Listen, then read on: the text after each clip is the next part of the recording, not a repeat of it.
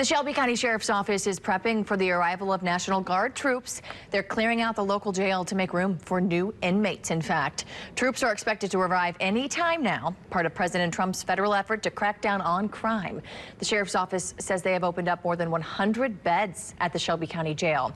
Deputies say most of the inmates were convicted criminals that were waiting to be sent to a prison that was considered overcrowded. Well, earlier this year, the chief deputy says housing state inmates was causing a strain on jail staff and on their facility.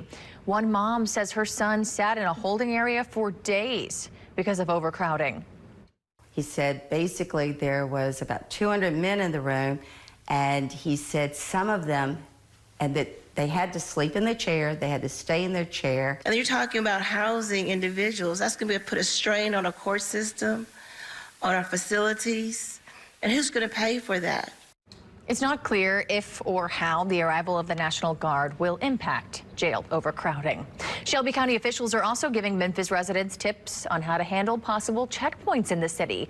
Authorities are telling people to slow down near checkpoints, to have your driver's license and registration and proof of insurance handy. They say to keep your hands visible, avoid sudden moves or phone use, follow instructions calmly, and only get out of the vehicle if you are asked to.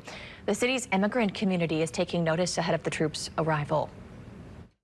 One hand, there are many people, and you know, Memphis born and immigrant born, that are actually in some level in support of the deployment of not only the National Guard, but the search of federal agents. I mean, I understand why people feel that way. People feel that way because they're fed up with crime.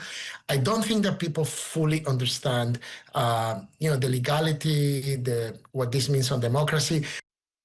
In Washington, D.C., we know police officers teamed up with Homeland Security and plainclothes officers at a checkpoint in one of the area's popular entertainment districts.